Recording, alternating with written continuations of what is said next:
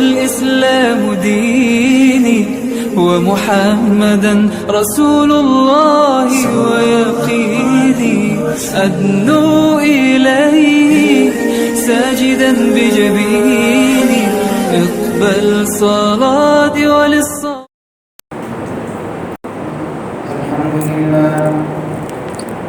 الحمد لله نحمده ونستعينه ونستغفره ونؤمن به ونتوكل عليه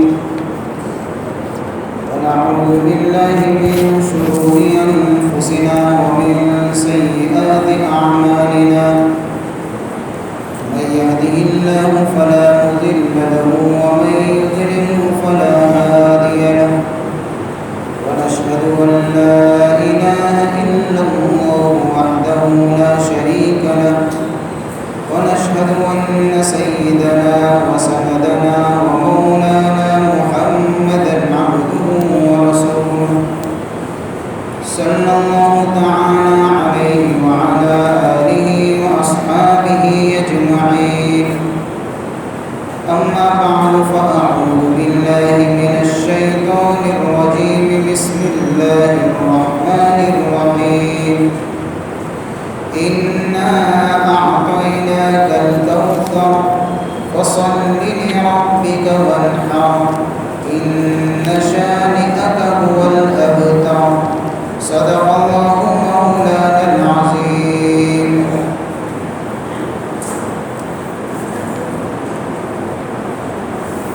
قابل قدر محترم دوستوں بزرگوں، گزشتہ مجلس کے اندر اس سورت کے متعلق یعنی سورت الکوثر کے متعلق اس کا شان نزول بیان کیا تھا اور کچھ بنیادی باتیں بیان کی تھی. اس سورت کا نزول کب ہوا؟ اس وقت ہوا کہ جب کہ کافروں نے حضور صلی اللہ علیہ وسلم کو طعنہ دیا تھا کہ ان کی اولاد دنیا میں زندہ رہتی نہیں ہے، اس لیے ان کا کام ختم ہو جائے گا، ان کے کام کو لے کر چلنے والا کوئی نہیں ہو.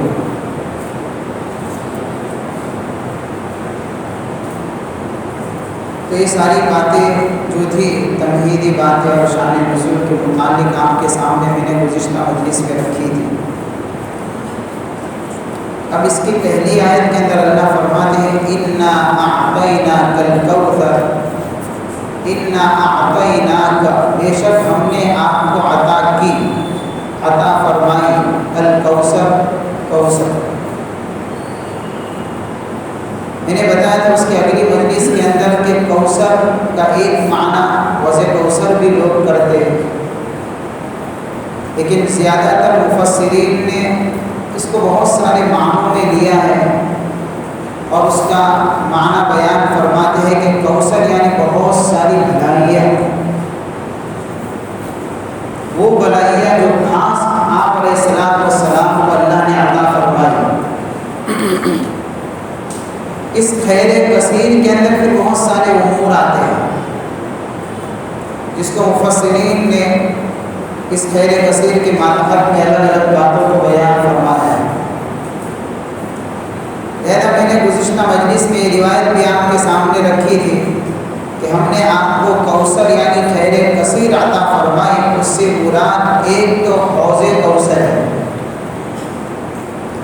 جس کی کیفیت احادیث میں یہ بیان کی گئی کہ جب محشر کا میدان ہوگا، لوگ انتہائی شدید گرمی کے اندر ہوں گے، پیاس سے لوگوں کی حالت جب عجیب و غریب کیفیت بن جائے گی، لوگ پیاس اور پانی کے لیے تڑپ رہے ہوں گے، تو اس وقت اللہ تعالیٰ اپنے محبوب صلی اللہ علیہ وسلم کو یہ حوض عطا فرمائیں گے جس کی لمبائی اور چوڑائی کے بارے میں روایتوں میں آتا ہے کہ 1 مہینے کی مسافت مسلسل آدمی چلتا رہے، جتنا راستہ کاٹے گا 1 مہینے میں، اتنا لمبا چوڑا حوض اللہ اپنے محبوب صلی اللہ علیہ وسلم کو اس محشر کے میدان میں عطا فرمائیں گے. اس حوض کے اندر پانی کی کیفیت یہ ہوگی یعنی اتنا مزیدار اس کا پانی ہوگا جو برف سے زیادہ ٹھنڈا، شہد سے زیادہ میٹھا ہوگا اور دودھ سے زیادہ سفید ہوگا۔ یہ بات میں نے آپ کے سامنے رکھی۔ اسی طریقے سے بعض مفسرین نے کوثر سے جنت کی نہر کو بھی مراد لیا ہے، جیسا کہ روایتوں میں آتا ہے آپ علیہ الصلوۃ والسلام نے فرمایا کہ جب مجھے معراج میں لے جایا گیا تو معراج کی رات میں میرا گزر ایک عجیب و غریب نہر کے اوپر سے ہوا، جس کے دونوں طرف موتیوں کے بڑے بڑے کبے بنے ہوئے تھے۔ اللہ کے نبی صلی اللہ علیہ وسلم فرماتے ہیں کہ میں نے جبرائیل امین سے پوچھا کہ جبرائیل یہ کیا ہے؟ حضرت جبرائیل علیہ السلام نے مجھے بتایا کہ وہ کوثر والی نہر ہے جو اللہ نے خاص آپ کو عطا فرمائی ہے۔ تو حضور صلی اللہ علیہ وسلم نے فرمایا کہ میں نے اس نہر کی تہ کے اندر جو مٹی دیکھی، اس مٹی کی خوشبو مشک سے بھی زیادہ بہترین تھی۔ اس روایت سے پتہ چلتا ہے کہ کوثر کی نہر جنت میں ہوگی، کیونکہ جنت کی سیر کی تھی۔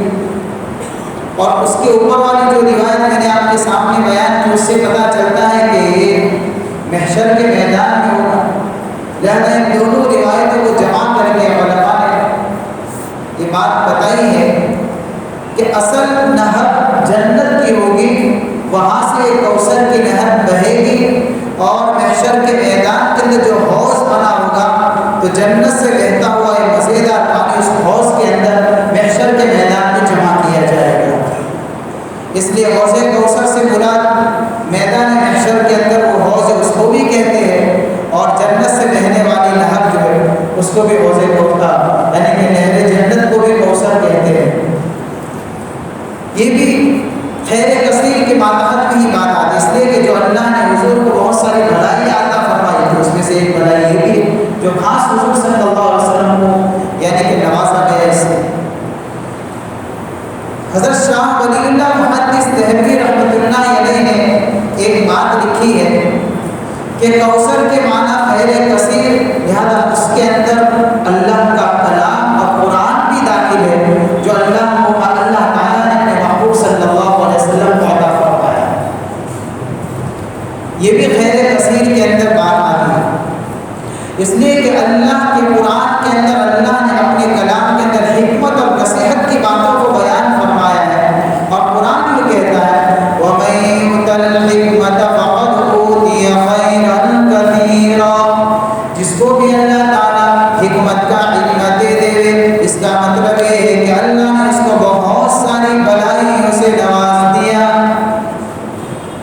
تو یہی حکمت کی باتیں اللہ نے قرآن میں بیان فرمائی ہے، لہذا جس کو اللہ نے گویا کہ قرآن سے نوازا اس کو اللہ نے خیر کثیر سے نوازا، اور یہ خاص کلام اللہ کا قرآن یہ اللہ نے اپنے محبوب صلی اللہ علیہ وسلم کے اوپر اتارا کہ جس نے ساری اگلی امتوں کے حالات اور سارے یعنی کہ اگلی کتابوں کی ساری یعنی کہ وہ ساری چیزیں اللہ نے اپنے کلام کے اندر جمع فرما دی۔ یہ ایسی کتاب ہے، خیر الکتب ہے، یہ بہترین کتاب ہے، اگلی ساری آسمانی کتابوں کا نچوڑ اللہ نے اس میں بیان فرمایا ہے۔ لہذا جو لوگ اپنے آپ کو اس قرآن سے جوڑیں گے اور اس کو پھیلانے کے اندر محنت کریں گے، اللہ کل محشر کے میدان کے اندر اس کو اسی قدر حوض کوثر کے اندر سے حصہ نصیب فرمائیں گے۔ لہذا ہمیں اپنی زندگی کے اندر قرآن کے پھیلانے کی محنت کرنی چاہیے کہ زندگیوں کے اندر قرآن کیسے پھیلے، اس کی دعوت کس طریقے سے عام ہو۔ ہم اپنے آپ کو خود قرآن سے جوڑیں، تلاوت قرآن کی پابندی کریں، اپنے گھروں کے اندر تلاوت قرآن کو زندہ کریں، اپنے بچوں کو حافظ قرآن بنائیں۔ یہ ساری محفلیں جو ہے یہ درس قرآن کی محفلیں اسی لیے ہے تاکہ قرآن عام ہو، قرآن کا پیغام عام ہو۔ ہمارے اکابرین کی طرف سے یہ جو آواز لگائی جاتی ہے کہ ہر مسجد کے اندر اب درس قرآن ضروری ہے، یہی وجہ ہے تاکہ قرآن کا پیغام عام ہو اور لوگ سمجھیں کہ اللہ کا قرآن ہم سے کیا مطالبہ کرتا ہے۔ موجودہ زمانے میں اشاعت قرآن کے اندر اپنی طرف سے جو جتنا حصہ لگا سکتا ہو لگا لے، جس نے اپنے حصے کو قرآن کے پھیلانے کے اندر اپنی زندگی کو، اپنے اولادوں کو اور اپنی نسلوں کو لگایا، کل محشر کے میدان کے اندر اللہ اس کا بدلہ حوض کوثر کے اوپر اس کو نصیب فرمائیں گے۔ کفار مکہ کا جو یعنی کہ دشمنی جو تھی ان کی، اس میں سے ایک یہ بھی بات تھی، لا تسمعوا لهذا القرآن والغوا فيه لعلكم تغلبون۔ یہ کہتے تھے اس طریقے سے کہ جب قرآن کسی محفل میں پڑھا جائے تو اس کو تم سنو مت، بلکہ کیا کرو کہ ایسی محفلوں میں جا کر شور کرو، ہنگامے برپا کرو، زور زور سے چلاؤ۔ کیا ہوگا کہ تمہارے چلانے کی وجہ سے ان کے قرآن کی آواز دب جائے گی، لیکن اللہ نے آج تک نہ قرآن کی آواز کو دبایا ہے اور نہ قیامت تک آواز دبے گی۔ جو باطل اس سے ٹکرائے گا باطل مٹے گا، قرآن ہمیشہ پھیلتا رہے گا۔ یہ اللہ کا کلام ہے، یہ خیر کثیر ہے۔ یہ کوثر سے ایک مراد یہ بھی لیا ہے علماء نے، لہذا ہمیں چاہیے کہ ہم اشاعت قرآن کے اندر حصے اپنے آپ کو قرآن سے جوڑیں، نمازوں میں قرآن پڑھیں۔ جو حفاظ ہے وہ اپنا معمول بنائے کہ نمازوں کے اندر قرآن پڑھے، جو حافظ نہیں ہے وہ اپنے روزانہ کا معمول بنائے کہ قرآن کا کچھ نہ کچھ حصہ پڑھے، اور گھر کے اندر اپنی ماں بہنوں کے اندر اس معمول کو زندہ کرے کہ ہر روز ہمارے گھر کے اندر قرآن کی تلاوت کمپلسری لازمی طور پر ہونی چاہیے۔ یہ خیر کثیر ہے۔ بعض مفسرین نے فرمایا کہ کوثر اس کے معنی خیر کثیر مطلب یہ ہے کہ اللہ نے اپنے حبیب صلی اللہ علیہ وسلم کو عظیم نبوت سے نوازا۔ ایک مراد یہ بھی ہے کہ حضور کو نبوت کا جو تاج پہنایا گیا، اور آپ علیہ السلام کے نبی ہونے کی جو شان ہے وہ سارے تقریباً سوالات انبیاء سے الگ ہے۔ اگلے انبیاء کرام علیہ السلام کو اللہ نے نبی بنا کر بھیجا، محدود وقت کے لیے، محدود قوم کے لیے، محدود علاقوں کے لیے بھیجا۔ اللہ نے جب اپنے حبیب صلی اللہ علیہ وسلم کو نبوت کا تاج پہنایا تو آپ کے نبوت کی شان یہ ہے کہ حضور کی نبوت قیامت تک چلے گی، آپ کی نبوت پوری انسانیت کے لیے ہے، اور آپ علیہ السلام کے اوپر نبوت کو ختم فرمایا۔ آپ خاتم الانبیاء ہیں، آپ نبی الانبیاء ہیں، آپ سارے نبیوں کے سردار ہیں۔ جو نبوت کی شان اللہ نے حضور کو عطا فرمائی ہے وہ الگ ہی شان ہے۔ اسی بات کو اللہ نے اس آیت میں بیان فرمایا کہ ایک مراد یہ بھی ہو سکتا ہے کہ ہم نے آپ کو کوثر بہت ساری بھلائی عطا فرمائی، یعنی ایسے عظیم نبوت سے آپ کو نوازا ہے۔ بعض مفسرین نے کہا کہ خیر کثیر بہت ساری بھلائی عطا فرمائی، اس سے مراد یہ ہے کہ مقام محمود جو آپ علیہ السلام کو کل قیامت میں عطا فرمایا جائے گا۔ یہ اللہ کے نبی کا وہ مقام ہے، وہ مرتبہ ہے جب حضور پاک صلی اللہ علیہ وسلم کو اللہ اپنے نبی صلی اللہ علیہ وسلم کو جب اس مقام پر فائز کریں گے تو سارے انبیاء کرام علیہ السلام کی رشک کریں گے، پوری انسانیت رشک کرے گی کہ یہ وہ مقام ہے صرف ایک ہستی کو نصیب ہوگا۔ اور اسی بات کو اللہ نے قرآن میں بیان فرمایا، عسیٰ ان یبعثک ربک مقاما محمودا۔ اور اسی مقام محمود کی دعا جو پڑھی جاتی ہے ہر اذان کے بعد جو پڑھی جاتی ہے وہ اسی کی دعا ہے۔ یہ گویا کہ حضور کے لیے دعائیں کی جاتی ہے ہر نماز میں کہ اللہ اپنے حبیب صلی اللہ علیہ وسلم کو اس مقام سے نوازے۔ اللهم رب هذه الدعوة التامة والصلاة القائمة آت محمدا الوسيلة والفضيلة وابعثه مقاما محمودا الذي وعدته۔ آپ کو اس مقام پر پہنچا جس کا آپ نے وعدہ کیا، انك لا تخلف الميعاد۔ تو بعضوں نے کہا خیر کثیر کے اندر مقام محمود بھی داخل ہے، کسی نے کہا خیر کثیر کے اندر آپ کے عظیم اخلاق داخل ہے، انك لعلى خلق عظیم، جس اخلاق سے اللہ نے اپنے حبیب صلی اللہ علیہ وسلم کو نوازا ہے وہ اخلاق کسی میں موجود نہیں تھے، سارے انبیاء کے اخلاق کو جمع کر کے اللہ نے اپنے محبوب کے اندر اتارا تھا، انک لعلی خلق عظیم۔ کسی نے کہا خیر کثیر سے اسلام مراد ہے، کسی نے کہا خیر کثیر سے اللہ کے نبی کا علم مراد ہے کہ حضور نے فرمایا مجھے اولین آخرین کا علم دیا گیا، اور یہ ساری کی ساری باتیں ہیں کہ اللہ نے فرمایا انا اعطیناک الکوثر، ہم نے آپ کو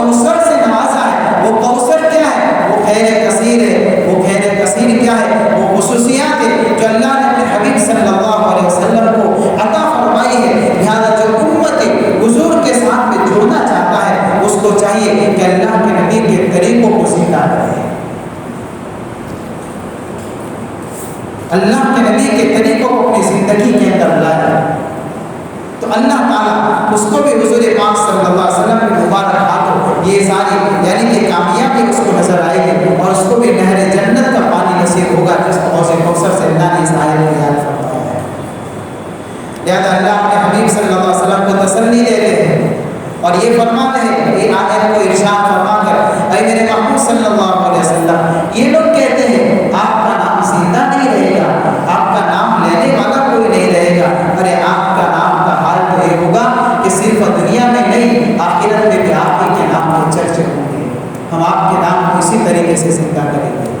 فصل لہٰذا آپ کیا کریے، آپ ان ساری نعمتوں کے بدلے میں اللہ کا شکر ادا کیجیے۔ کیا کریں، شکر کا طریقہ کیا ہے، فَصَلِّ لِرَبِّكَ وَانْحَرْ، لہٰذا اپنے رب کے لیے نماز پڑھیے اور قربانی کریے، اللہ کا شکر ادا کریں۔ اللہ نے ساری نعمتوں سے آپ کو نوازا، ایک حکم دیا نماز پڑھیے،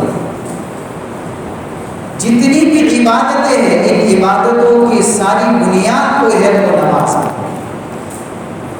نماز کے ذریعے سے بندے کا اللہ سے تعلق جڑتا ہے، ٹوٹے ہوئے تعلق دوبارہ ہموار ہوتے ہیں، جو رب سے تعلق ٹوٹ جاتے ہیں، بلکہ نماز ایک بنیادی ایسا عمل ہے جس کی زندگی کے اندر نماز ہوتی ہے اس کی زندگی کے باقی اعمال بھی صحیح اور درست ہوتے ہیں، جس کی نماز کمزور ہوتی ہے اس کے دین کے دوسرے احکام کے اندر بھی کمزوری ہوتی ہے۔ حضرت عمر رضی اللہ تعالیٰ عنہ نے اپنے زمانے خلافت کے اندر یہی پیغام دیا تھا اپنے ماتحتوں کو اور سنایا تھا کہ لوگوں کو بتا دو من اقامہا اقام الدین ومن ہدمہا ہدم الدین، جس نے نماز کو قائم کیا اس نے دین کے سارے احکام کو زندہ کر دیا، اور جس نے نماز کو ضائع کر دیا سمجھ لو اس نے دین کے دوسرے حکموں کو وہ ضائع کر رہا ہے۔ یہ نماز ایک بنیادی چیز ہے، اس نماز کا اللہ نے حکم فرمایا اے میرے محبوب صلی اللہ علیہ وسلم دل مت دکھائیے، اللہ کے سامنے ہاتھ باندھ کر کھڑے ہو جائیے۔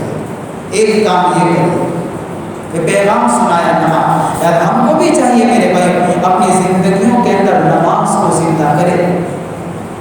یہ سب سے بڑی کمزوری ہماری یہ ہے کہ آج نمازوں میں انتہائی سستی، فجر کی نماز کے اندر انتہائی غفلت ہے، مساجد خالی نظر آ رہی ہے، بار بار کہا جا رہا ہے، یہ آواز بار بار آپ کے کانوں تک پہنچائی جاتی ہے۔ افسوس اس بات کا ہوتا ہے کہ ہمارے دلوں کے اندر آخر یہ بات اترتی کیوں نہیں ہے، اتنی بڑی سستی کیوں آ چکی ہے۔ نماز اللہ کا فریضہ ہے، یہ اللہ کا حکم ہے، ہم اس کو معمولی نہ سمجھے۔ جس کی زندگی کے اندر سے نماز جائے گی اس کی زندگی کے اندر سے دین کے دوسرے احکام بھی نکلیں گے، اللہ سے تعلق ٹوٹ جائے گا اگر نماز زندگی سے جائے گی۔ یہ سب سے بڑا وسیلہ اور ذریعہ ہے رب سے تعلق جوڑنے کا۔ تو ایک کام یہ کریے نماز پڑھیے، دوسرا کام کیا کریے اے میرے محبوب صلی اللہ علیہ وسلم وانحر، قربانی کریے۔ وانحر، نحر کا معنی ہوتا ہے اونٹ کی قربانی کو نحر کہتے ہیں، اس کے قربانی کا ایک خاص طریقہ ہے۔ اونٹ کو جو قربان کیا جاتا ہے وہ جو ہم عام طور پر جو جانور ذبح کرتے ہیں جا کر، یہ طریقہ اونٹ کا نہیں ہے۔ اونٹ کے قربانی کا طریقہ یہ ہے کہ اس کے ایک پیر کو باندھ دیا جاتا ہے اور کھڑے نہ کھڑے اس کے گلے کے اوپر یہ تیز داغ جو چوری جیسا جو آلہ ہوتا ہے اس کے ذریعے سے اس کے گردن میں مارا جاتا ہے، یہی اس کے قربانی کا طریقہ ہے۔ پھر اس کے بعد یہ جانور زمین پر گرتا ہے، اس کو نحر کہا جاتا ہے۔ ذبح جو ہم جانوروں کو کرتے ہیں اس کو ذبح کہا جاتا ہے۔ جو عام طور پر ان کے اندر یعنی کہ عرب کے اندر اونٹ کی قربانی کا دستور تھا اس لیے اس لفظ ذبح، لیکن مراد صرف اونٹ کی قربانی نہیں ہے، مراد یہ ہے کہ ہر طرح کی قربانی قوم و ملت کے لیے دیجیے، صرف جانور کی قربانی مراد نہیں، ہر طرح کی قربانی اللہ کے لیے دیجیے، قوم کے مفاد کے لیے، دین کے مفاد کے لیے، ایمان اور اسلام کے فائدے کے لیے، ہر طرح کی قربانی کے لیے اپنے آپ کو تیار رکھیے۔ کیا ہوگا؟ آپ قربانی دیں گے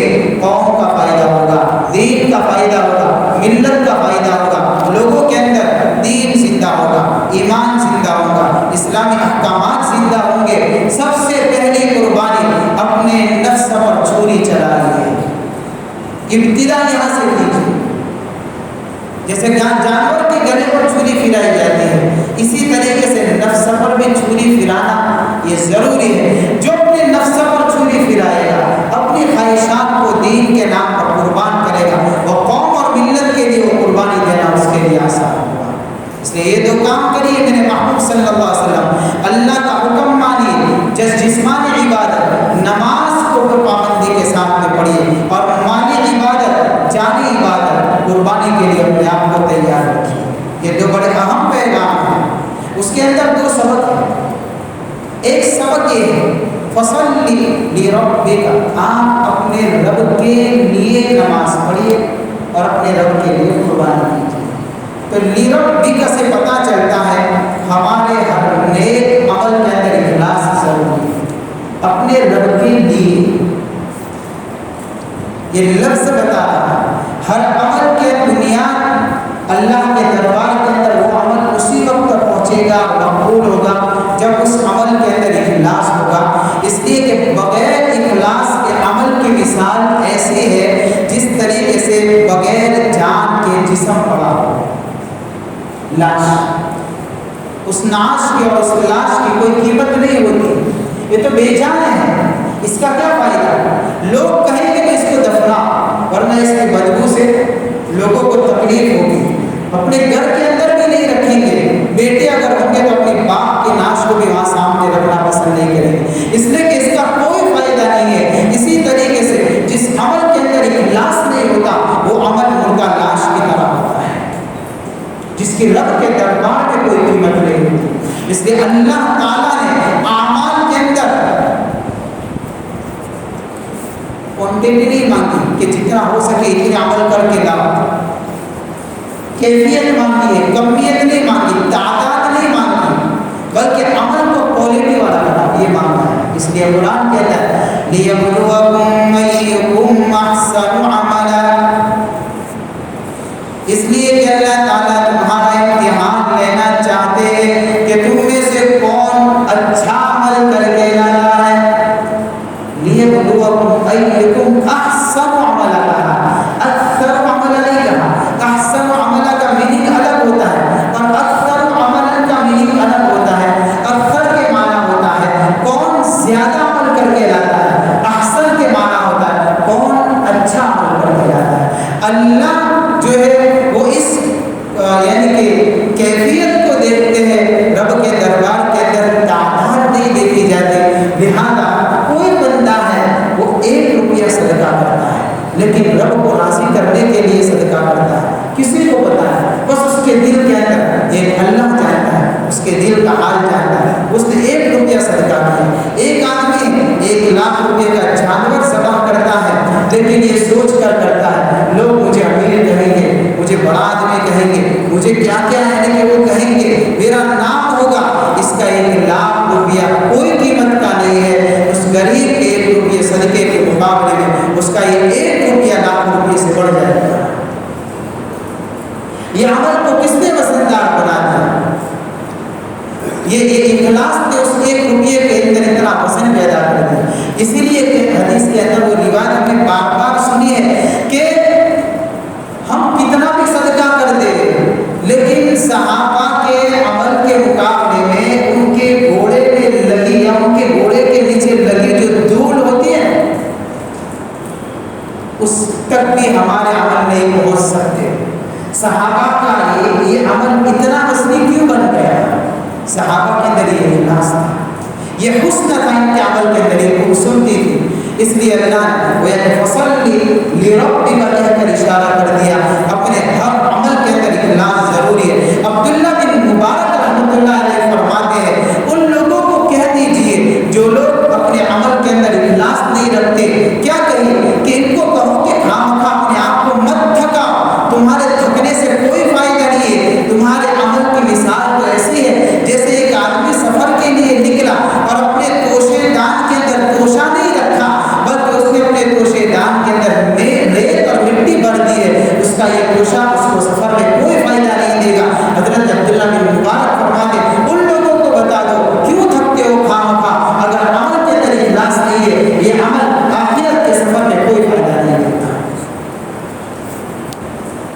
اس لیے انتہائی ضروری ہے میرے بھائی اللہ ہمارے اعمال کے اندر خلوص اور للہیت پیدا ہو۔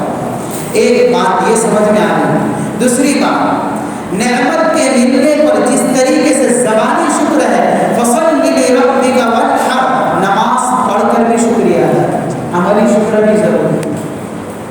صرف الحمدللہ، لک الحمد ولک الشکر، یہ بھی شکریہ کہتے ہیں، لیکن اتنے پر بس نہ کریں بلکہ آگے عملی شکر کریں۔ لہذا اللہ کی نعمتوں کو سوچ کر کبھی کبھی شکرانے کی نماز بھی پڑھ دیا کریں۔ ہزاروں نعمتوں سے نوازا اللہ نے، انگنت نعمتوں سے اللہ نے نوازا، ایمان سے بڑھ کر کوئی نعمت نہیں، کبھی اس پر بھی اللہ کے سامنے دوگانا شکرانہ ادا کر دے، اللہ تیرا شکر ہے کہ تو نے ہم کو ایمان کی دولت سے نوازا ہے، اللہ نے صحت سے نوازا، تندرستی سے نوازا، امیری سے نوازا، یہ ساری نعمتوں سے نوازا۔ اللہ کے سامنے کھڑے ہو جائے، نماز پڑھی، شکریہ کی نماز پڑھی، اللہ تیرا شکر ہے ان ساری نعمتوں سے تو نے مجھے نوازا۔ تو عملی شکر بھی ضروری ہے۔ اوپر سورہ نصر کے اندر آیا تھا کہ ہمیشہ اللہم لک الحمد کل ولک الشکر، قولی شکر بھی کرے۔ اس طریقے سے اس سورت سے یہ بھی پتہ چلتا ہے عملی شکریہ بھی ادا کرتے رہا کرنا چاہیے۔ لہذا کبھی کبھار شکرانے کی نماز بھی پڑھنی چاہیے۔ انگنت نعمتوں سے اللہ نے ہمیں نوازا۔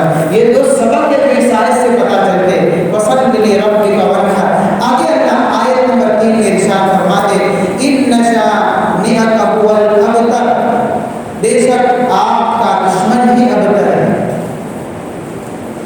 ابتر کس کو کہتے ہیں؟ عرب لوگ ابتر اس کو کہتے ہیں کہ جس کی نسل زندہ نہ رہے، جس کی اولاد زندہ نہ رہے اور اس کا کوئی وارث نہ ہو، تو اس کو ابتر کہا کرتے ہیں۔ حضور پاک صلی اللہ علیہ وسلم کے لڑکے حضرت قاسم کا انتقال ہوا یا پھر حضرت عبداللہ کا انتقال ہوا۔ میں نے تمہیدی باتیں شروع میں بتا دی، جب آپ کے کوئی لڑکے زندہ نہیں رہے، آپ کے کوئی صاحبزادے زندہ نہیں رہے اور آپ کے صاحبزادوں کا جب انتقال ہوا تو اس وقت عاص بن وائل اور اس کے علاوہ دوسرے بڑے بڑے جو سردار تھے، انہوں نے کہنا شروع کیا کہ یہ تو ابتر ہے، یعنی کہ ان کی نسلیں تو زندہ رہتی نہیں ہے، لہذا ان کا کام سنبھالنے والا کوئی نہیں ہے۔ یہ ان لوگوں کو جواب دیا جاتا ہے إِنَّ شَانِئَكَ هُوَ الْأَبْتَرُ، بے شک آپ کا دشمن ہی ابتر ہے۔ اے میرے محبوب صلی اللہ علیہ وسلم، یہ کیا بکواس کرتے ہیں؟ آپ کی نسل نہیں چلے گی کیا؟ آپ کا کام لینے والا اور آپ کا کام چلانے والا کوئی نہیں ہوگا؟ ان کو حقیقت بتا دیجئے، اللہ تمہاری نسلوں کو اس طریقے سے مٹائے گا کہ تمہاری نسلیں ہی نہیں چلیں گی۔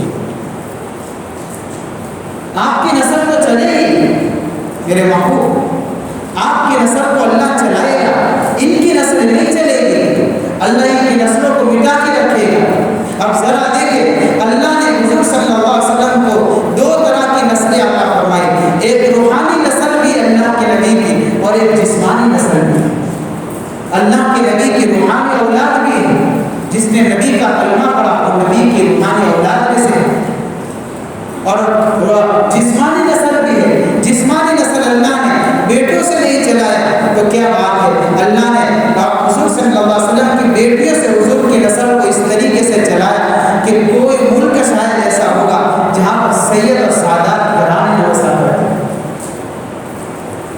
یہ نبی کی نسل کو اللہ نے چلایا اور نبی کی بیٹیوں سے چلایا، اور ایسا چلایا اور قیامت تک چلے گی، اور کیسے معزز طریقے سے چلایا جس کو بھی پتہ چلتا کہ واقعی میں حقیقت میں یہ صحیح ہے، حقیقت میں صحیح ہے۔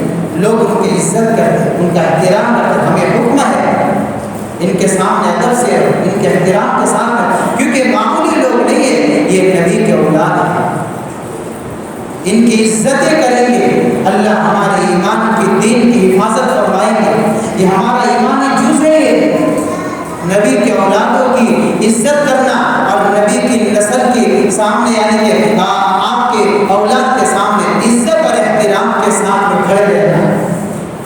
تو اللہ کے نبی کی نسل کی اولاد کو اللہ نے اس طریقے سے چلایا کہ کوئی جگہ ایسے نہیں ہے جہاں پر سید اور سادات کے خاندان کو بسا، اور اللہ نے اپنے حبیب صلی اللہ علیہ وسلم کی روحانی اولاد کو بھی چلایا۔ ہم ذرا غور کریں،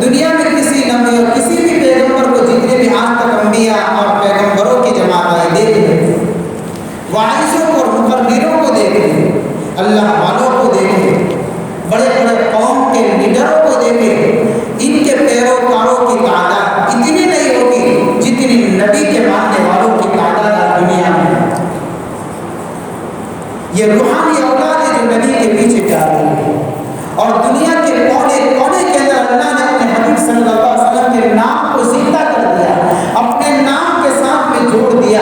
جہاں کہیں بھی اذان ہوگی اس کی اذان کامل اور مکمل نہیں ہوگی جب تک نبی کی نبوت کی گواہی نہ ہوگی۔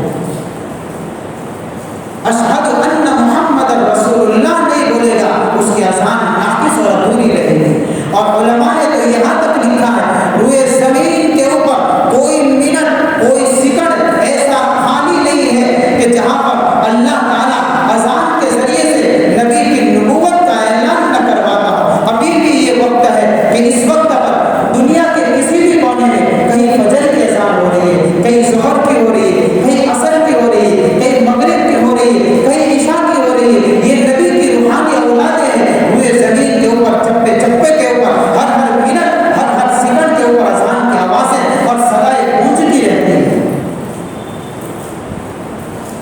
یہ اللہ نے اپنے حبیب صلی اللہ علیہ وسلم کے نام کو اس طریقے سے زندہ کیا اور بلند کیا، اور یہ کہہ کر گویا کہ اللہ تعالیٰ اپنے حبیب کو تسلی دے رہے اے میرے محبوب صلی اللہ علیہ وسلم، یہ تو لوگ زبان درازیاں کرتی ہے، یہ سب بیوقوف لوگ ہیں، انہوں نے اپنی آخرت کو تباہ کرنے کا سوچ ہی لیا ہے، ان کی آخرت تباہ برباد ہو جائے گی۔ آپ فکر نہ کریے، آپ غمگین نہ ہوئیے، آپ کے کام کو ہم چلائیں گے، اس انداز سے چلائیں گے۔ ذرا سوچے تھوڑی دیر کے لیے، علماء نے لکھا ہے عاص بن وائل نے جس وقت حضور کو یہ تانا دیا تھا اس وقت اس کی سرداری کا طوطا بول رہا تھا، اور اس کے یعنی کہ شان بان ایسی تھی کہ کہیں اس کی سرداری کا سورج غروب ہوتا ہوا نظر نہیں آ رہا تھا۔ اور حضور کے ماننے والوں کی تعداد بہت مجبور اور محدود لوگوں کی تعداد تھی۔ اس وقت حالت یہ تھی کہ اللہ کے نبی صلی اللہ علیہ وسلم کے یہ ماننے والے لوگ جھک کر عبادتیں کیا کرتے تھے، وہ کھل کر نبی کے نام کو نہیں لے سکتے تھے، وہ کھل کر اللہ کے توحید کو بول نہیں سکتے تھے، یہ چھپ چھپ کر عبادت کرتے تھے۔ اس وقت اللہ نے اپنے حبیب کو کہہ دیا ہے کہ آج یہ عالم ہے، یہ لوگ سوچتے ہیں، یہ لوگ ان غرور کے اندر مبتلا ہے کہ ان کی سرداری کا اور ان کی یہ شوکت کا سورج غروب نہیں ہوگا۔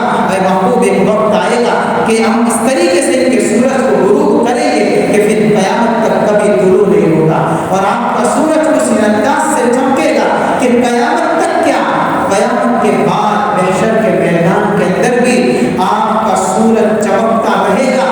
دنیا میں آپ کے جانے کے بعد آپ کے کمالات کو لوگ بولتے رہیں گے، محشر کے میدان کے اندر آپ کے ماننے والوں کی روحانی اولاد کا حال یہ ہوگا 120 صفحے میں سے 80 صفحے آپ کے ماننے والوں کی ہوگی۔ یہ اللہ کا پیغام ہے میرے بھائی۔ اس طریقے سے اللہ اس امت کو سمجھانا چاہتے ہیں، یہ امت بھی جیسے بھی حالات آئیں گے ہر حال کے اندر سرخ روی اللہ نصیب فرمائے گے، لیکن شرط یہ ہے اپنے نبی کے ساتھ میں اپنے آپ کو جوڑنا ہوگا۔ تو پھر قرآن کا اعلان صاف ہے وَأَنْتُمُ الْأَعْلَوْنَ إِن كُنتُم مُؤْمِنِينَ۔ سرداری چاہتے ہیں، عزت چاہتے ہیں، رفعت چاہتے ہیں، بلندی چاہتے ہیں، مقام چاہتے ہیں، مرتبہ چاہتے ہیں، اسٹیٹس چاہتے ہیں، کیا چاہتے ہیں؟ یہ ساری شان و شوکت چاہتے ہیں، نبی سے اپنے آپ کو جوڑ دو، اللہ یہ ساری شان و شوکت سے نوازے گا۔ یہ سورت کا سب سے بڑا پیغام ہے میرے بھائی کہ اپنے حبیب سے اپنے آپ کو جوڑنا۔ اللہ تعالیٰ ہمارے دلوں کے اندر صحیح معنوں میں حضور پاک صلی اللہ علیہ وسلم کی قدردانی نصیب فرمائے اور حضور کے طریقوں کے مطابق ہم سب کو چلنے کی توفیق عطا فرمائے۔